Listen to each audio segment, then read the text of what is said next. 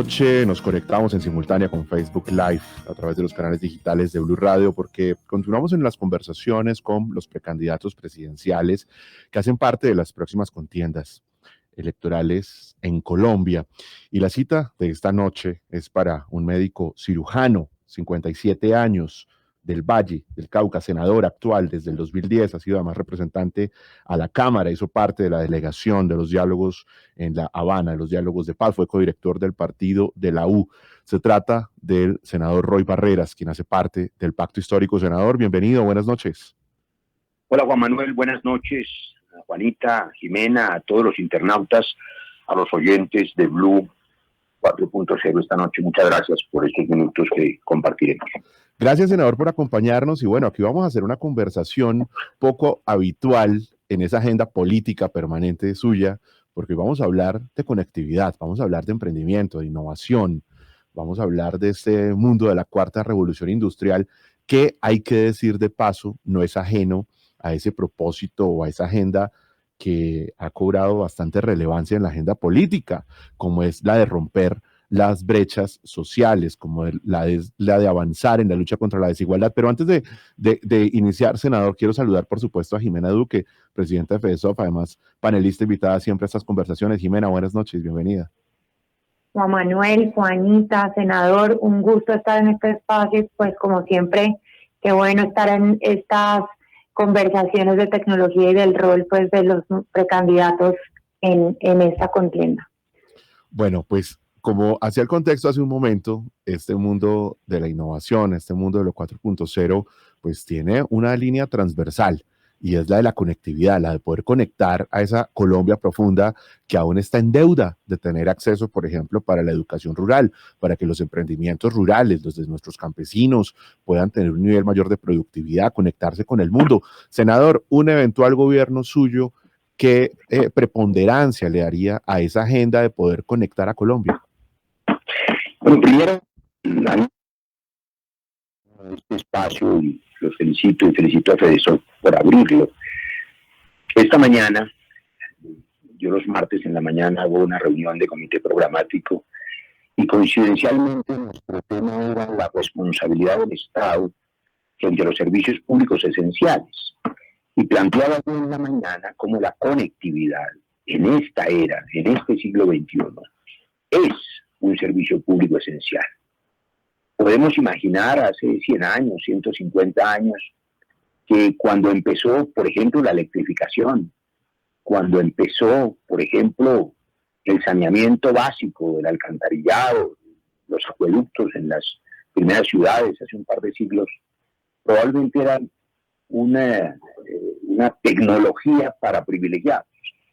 Hoy, un siglo después, a nadie se le ocurre negar que cualquier familia en el mundo y cualquier familia colombiana tiene que tener la garantía de esos servicios básicos: el agua, la energía, el saneamiento básico, el alcantarillado, el techo, la vivienda y la conectividad. Y hago esa inflexión porque, por supuesto, el Internet ha generado un salto, una nueva revolución industrial que tiene unos efectos ya no hacia el futuro, sino hacia el presente, que cualquier gobierno que pretenda gobernar a Colombia tiene que tener absolutamente claro.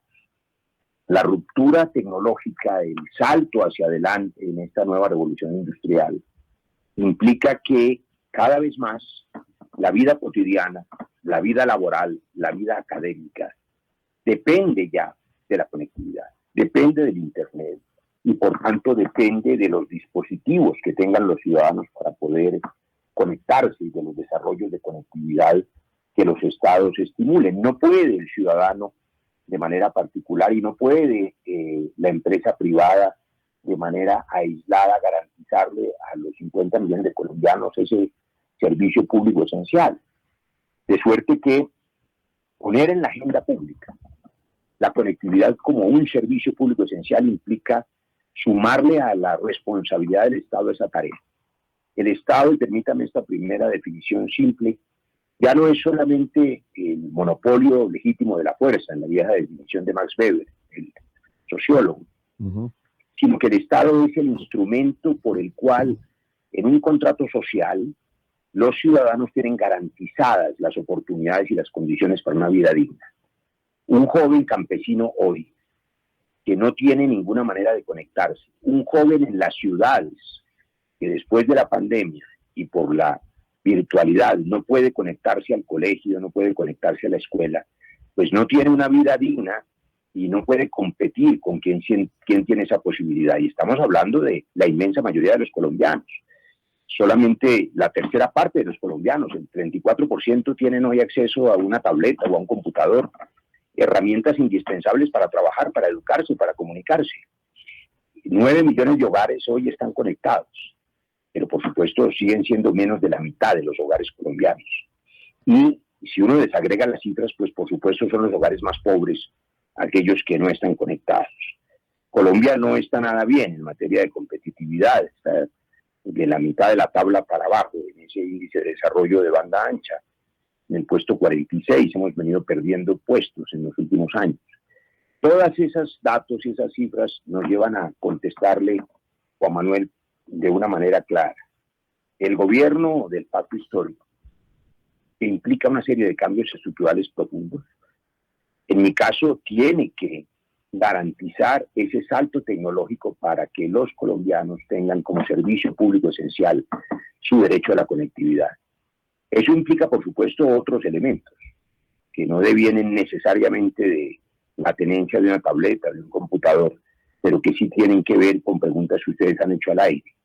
Por ejemplo, ¿se garantiza o no se garantiza en Colombia la regulación eficiente de las plataformas digitales? Claro, y para allá vamos, senador. Ese es un tema grandísimo que, por supuesto, yo quiero que usted nos ayude a aterrizar. Y ahora que hablemos de apropiación digital, vamos para allá. Pero antes, senador, de eso, quiero ponerle sobre la mesa el estado financiero, el estado de las finanzas públicas que a todos preocupa y que siempre es el argumento para decir es que llevar conectividad a las zonas más apartadas es costoso, porque una de las alternativas que siempre existe es el del internet satelital que estaba contemplado, entre otras, en la fallida licitación de centros poblados que dejó esperando a 16 departamentos hoy en zonas rurales para su conectividad.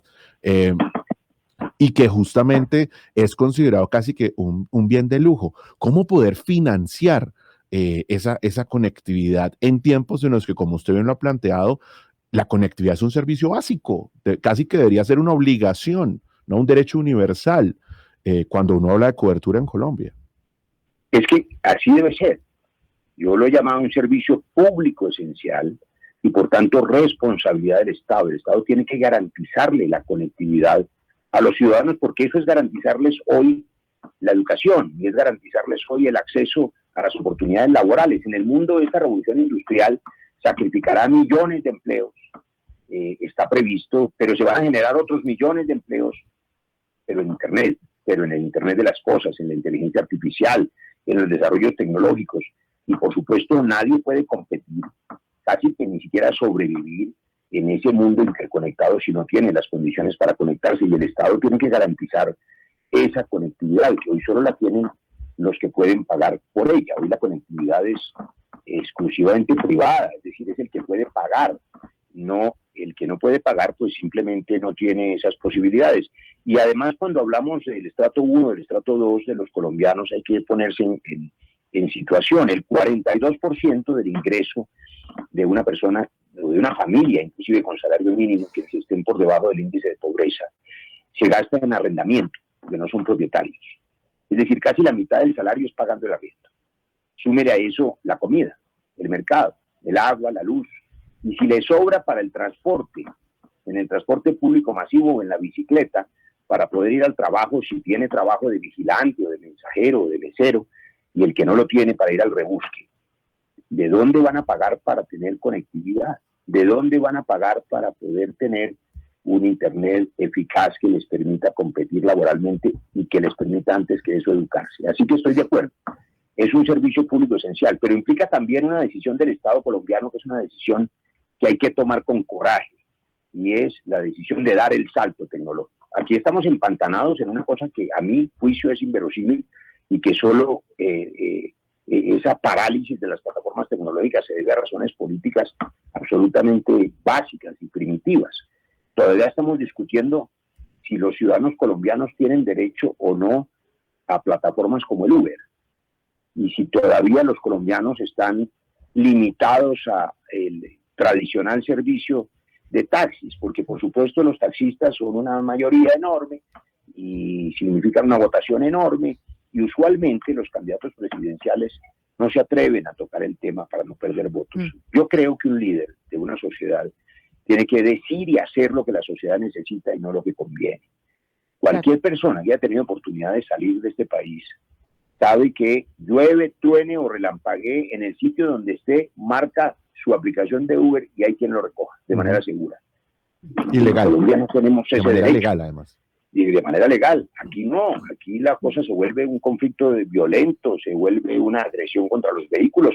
Y hay que recordar que el ciudadano propietario de un vehículo que quiere trabajar en él afiliándose a una plataforma, como la persona que tiene un apartamento, una casa y quiere vincularse al Airbnb y a través de ese mecanismo alquilárselo a unos turistas, pues tiene derecho a hacerlo, porque además tiene derecho a hacer con su propiedad lo que le parezca, siempre y cuando no haga daño a nadie y preste un servicio.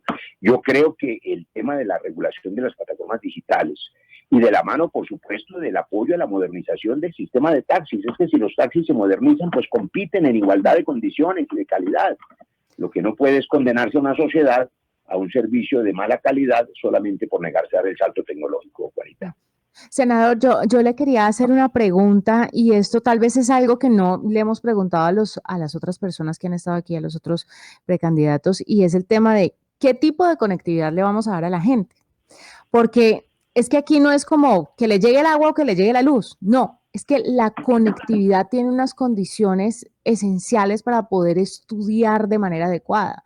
O sea, no es lo mismo que usted o que el gobierno conecte a los campesinos en 2G, a que los conecte en 4.5 o 5G, que los tiempos de estudio van a ser mucho más efectivos, versus una conexión deficiente y que los estudiantes pierdan el tiempo o desistan de la educación virtual, que entre otras, más adelante aquí en Blue 4.0 vamos a hablar de la deserción universitaria que hubo, eso sin hablar de la escolar, durante el 2020, y mucha de esa tiene que ver con el adaptarse a la virtualidad, que tiene que ver también con la calidad de internet que manejan.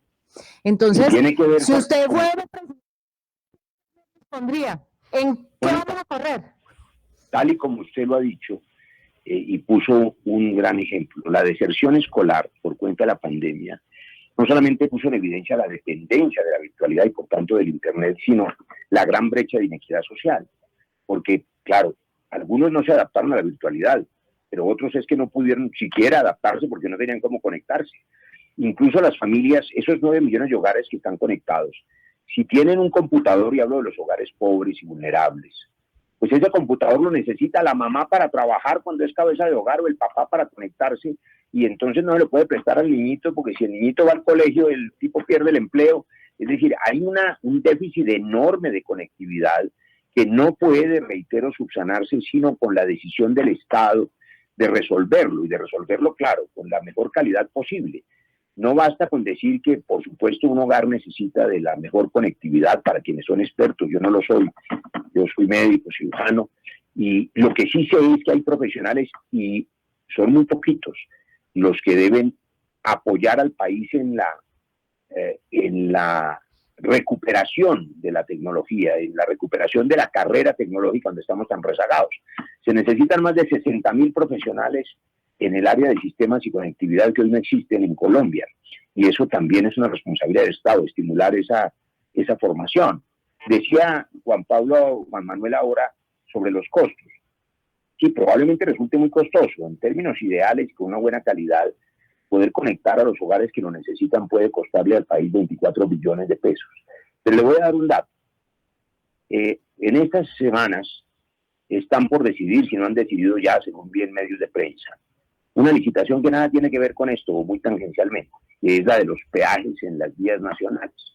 Me llamó la atención la cifra. La licitación es por 1.2 billones de pesos y van a titularizar los próximos 10 años. Es decir, el Estado, el gobierno colombiano va a traer a valor presente 12 billones de pesos, que no estaban en el presupuesto. 12 billones adicionales, que ojalá fueran para la mitad de la conectividad colombiana.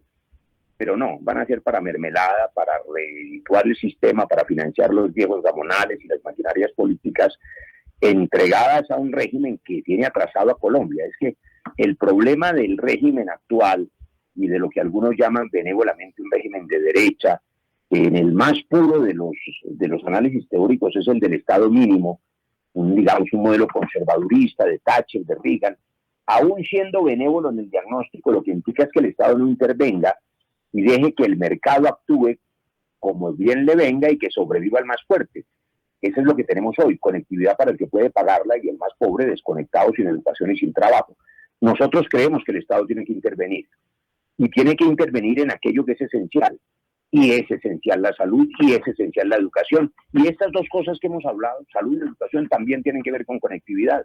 Se sabe lo que puede significar, y se lo digo como médico y saludista, para la prevención de la enfermedad, para los programas de promoción de la salud, la virtualidad, es decir, cómo se puede potenciar el médico en casa, el médico en familia, la enfermera que hace la telemedicina, senador. Eso ya garantizamos que mucha gente vaya al médico, así sea virtualmente. Pero además puede potenciar la inmensa mayoría de las enfermedades, digamos, de las principales causas de mortalidad, son prevenibles. Son las enfermedades cardiovasculares, son las enfermedades respiratorias, y esas enfermedades son la diabetes, la hipertensión arterial, se pueden prevenir, se previenen con lo que llamamos atención primaria. ¿Qué es la atención primaria? Hoy, de manera primitiva, es una persona que pide una cita para que el médico general la revise una vez al mes, y si le dan la cita, se la dan a los 3 meses, cuando ya la hipertensión hizo daño. Pues con la virtualidad bien podría ese mismo médico atender decenas de pacientes dándole las indicaciones adecuadas y evitando las complicaciones, solo para poner ese ejemplo. De manera que yo defiendo la tesis de que la conectividad debe ser un servicio público esencial y que si tienen para otros asuntos, pues tienen que tener para financiar. El déficit fiscal no es una razón para desconectar y atrasar un país. Por una razón adicional, no quiero alargarme mucho porque no quiero quitarles el tiempo y porque también tenemos aquí una agenda muy grande. Pero y porque nos faltan varios temas, senador, todavía. La reactivación económica, la competitividad en país es imposible sin conectividad. De manera que el Estado mínimo, esa derecha conservadora que quiere mantener las cosas como están, impide el crecimiento económico, impide la industrialización del país, impide el salto tecnológico. Ese régimen que impide, por ejemplo, la regulación de las plataformas digitales nos condena al pasado y al atraso. Por eso nosotros creemos en el pacto histórico que el cambio es necesario y que el cambio implica cosas como esta, cambios estructurales, cambios positivos. No hay que tenerle miedo al cambio, hay que gestionar el cambio para bien. Mire, yo le quiero poner un tema que pues ha sido agenda en estos últimos años, y es ese concepto del Silicon Valley aquí en Colombia, de querer ser el Silicon Valley de América Latina, ¿no? Esta zona de desarrollo tecnológico importante en los Estados Unidos, pero a veces uno siente que no es tan fácil cuando, por ejemplo, hay un superintendente de transporte que pues no está a favor del tema de las plataformas de movilidad que usted ha mencionado. Mañana se posiciona la ministra de las TIC, Carmen Ligia Valderrama, pero resulta que la ministra fue viceministra de Transporte y se opuso justamente a la reglamentación de estas plataformas de movilidad.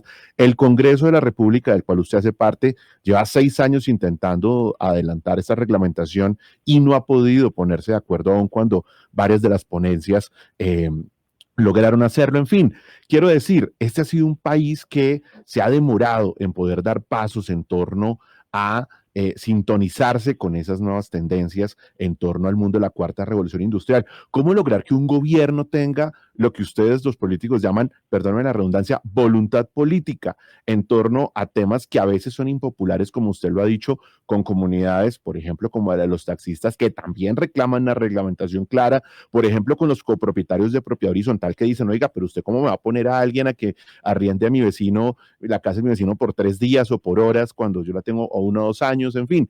Estas nuevas demandas que tiene naturalmente la cuarta revolución industrial y que son inminentes para las nuevas economías. Usted ha mencionado varias cosas, Juan Manuel, pero se resumen en lo que se llama la reglamentación o la regulación adecuada. Cada tema requiere, por supuesto, especificidades.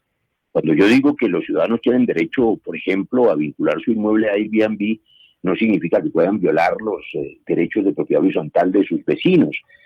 Para eso es la regulación. ¿En qué casos sí? ¿En qué casos no? ¿En qué condiciones de competitividad pueden, repito la palabra, competir plataformas tecnológicas como Uber con los taxistas que tienen derecho al trabajo, siempre y cuando a ellos se les apoye también para modernizarse y mejorar la calidad de su servicio, que no tiene por qué ser de otra manera? Los dos son ciudadanos que manejan un vehículo para poder sobrevivir y llevar sustento a su familia, y ambos tienen derecho al trabajo digno y el Estado tiene que intervenir regulando. Pero su pregunta es más de fondo.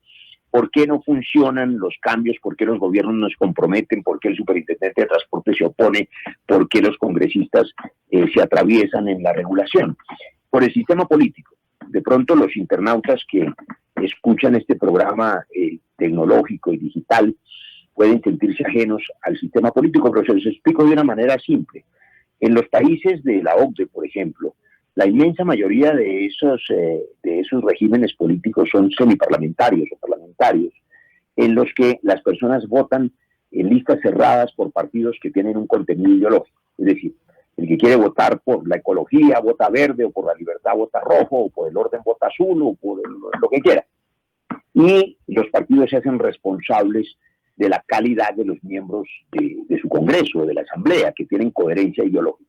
En Colombia hay un sistema perverso que es la lista abierta de voto preferente, que es el estímulo a la compra y venta del voto, que hace que el origen del poder dependa de esas clientelas.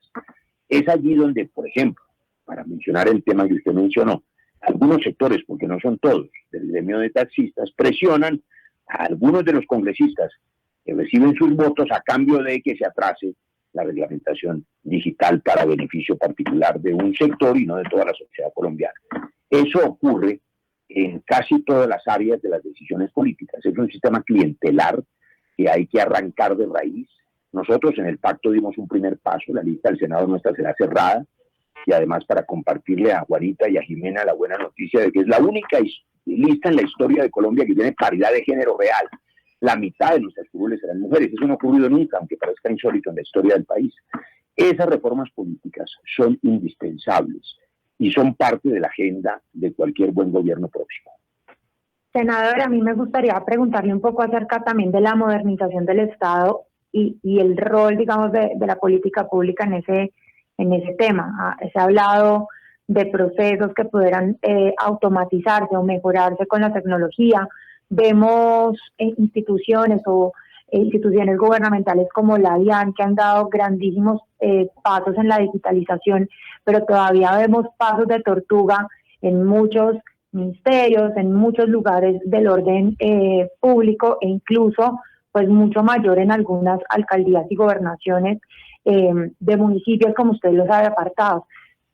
¿Cuál sería como el rol para lograr que el Estado se modernice y que de verdad utilice la tecnología a favor de todos estos procesos de transparencia?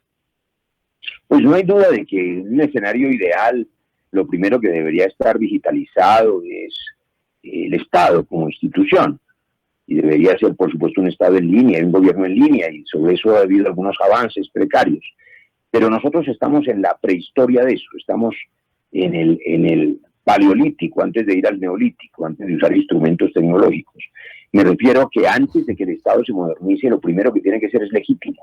Y el Estado colombiano se ha deslegitimado, penetrado por esa maldición del narcotráfico, por la corrupción rampante, por la vinculación de los dirigentes y los gobiernos con delincuentes, por las figuras como Ñeñe Hernández y los pilotos de Sinaloa, y el propio director de la DIAN con cuentas en paraísos fiscales, y la vicepresidenta, etcétera, etcétera. Eso hace que la gente no tenga credibilidad en las instituciones, y por esa razón esas instituciones no gozan de respaldo popular y terminan por imponer, o por la fuerza o con la compra y venta de votos, su permanencia.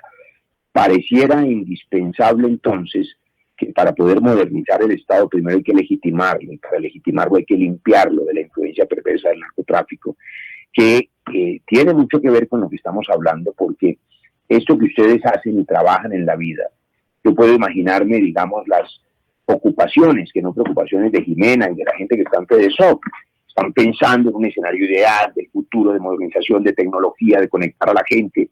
Una maravilla, que son las discusiones que deben hacerse en Escandinavia y que Colombia necesita. Pero antes de eso, nosotros tenemos que hacer que esta sociedad sea viable. Y esta sociedad se está volviendo inviable. Hay una cultura de la muerte, una cultura de la ilegalidad, del respeto a la vida.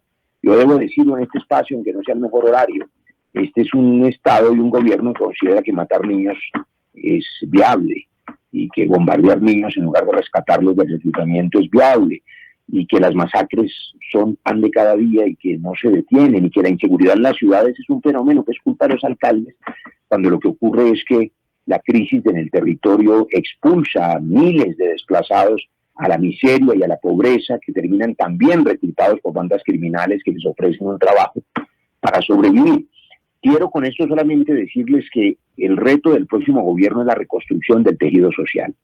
Y la reconstrucción del tejido social es también una exigencia que deben tener todos los sectores, inclusive los más modernos y los más tecnológicos, como los empresarios de FEDESOC y la gente que tiene una visión mucho más moderna. Lo primero que tienen que exigir es un Estado legítimo, la recuperación del territorio, de la seguridad, de la vida digna, para que entonces podamos plantear desde esa legitimidad la modernización de las instituciones.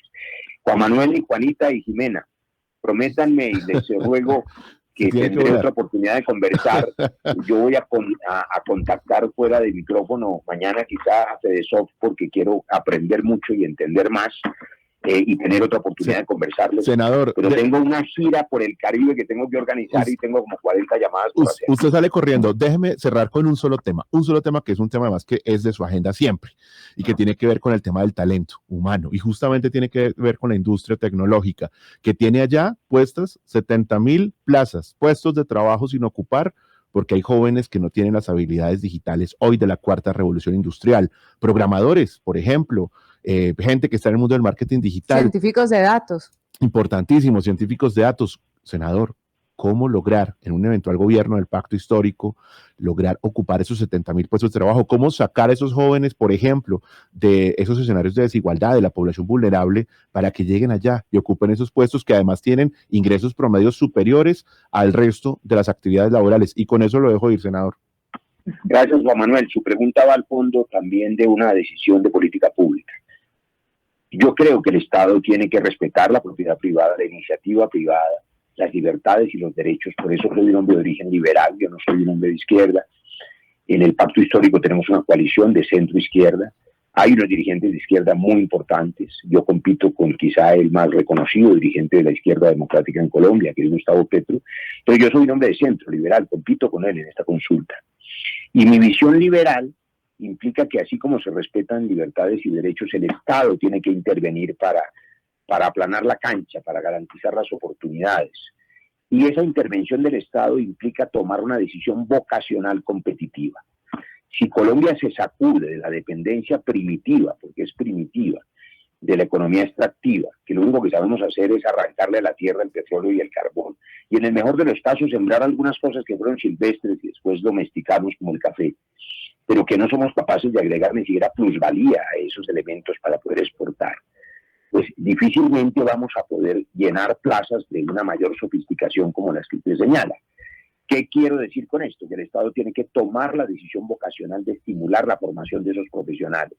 Tiene que garantizar por decisión vocacional que la industria tecnológica tenga suficiente apoyo para desarrollarse, crecer y emprender. ¿Cuántos jóvenes hoy emprendedores? Yo diría que una inmensa mayoría quieren ser programadores, quieren inventar nuevas apps, quieren estar metidos en el mundo digital. El Estado no puede dejar eso al libre mercado, porque el libre mercado es inequitativo. El Estado tiene que intervenir para estimular esas formaciones profesionales y esa colectividad colombiana. Una gran tarea por hacer donde la inquietud de ustedes y el gremio de FEDESOC tienen mucho que exigir y mucho que crecer. Muchas gracias de nuevo, Juan Pablo, por esta oportunidad y espero tener la ocasión de volver a conversar. Juan Manuel, senador, bienvenido siempre a Blue 4.0. Esta es su casa. Buena suerte en su gira por el Caribe. Juan Manuel, muchas gracias, Juanita. Muchas gracias, Jimena. Gracias a usted, senador, por acompañarnos. Y a todos los que nos siguieron a través de este Facebook Live, gracias por haber estado con nosotros. Jimena, sí, gracias. Bueno, ¿qué tal la conversación? Hay que decir algo, Jimena, estoy esperando a ver si la llama mañana. Que lo haga uno también. Al menos mañana. Pero al menos ha hecho esa promesa él, como de querer aprender, porque es que los otros sí, no sé, me ha quedado faltando como el compromiso con aprender, porque es que un candidato a la presidencia ciertamente no debe tener el mundo en su cabeza, pero sí debe querer aprender y empaparse de temas que no conoce y rodearse de gente que sepa, que es lo más importante. Y para eso estamos los gremios, estamos los sectores, el sector privado, mejor dicho, listos para también aportar, y por eso también estamos en este espacio, por supuesto. Bueno, les contaré. Eso quisiera uno, ¿no? Que sea una terminación de una utopía, y es que los hacedores de política pública se rodearan de los gremios, de las empresas y de la academia, para hacer la cosa bien hecha. Para y no de los periodistas, y para bueno, decirles, no, por ahí no es. 4.0. Exacto, y que no tengan que estar reformando todas esas herramientas de política pública cada 4 años. Jimena, gracias. Muchísimas gracias a ustedes por este espacio. Una buena noche. Feliz noche para usted. Son las 9 de la noche, 9 minutos. Ya regresamos con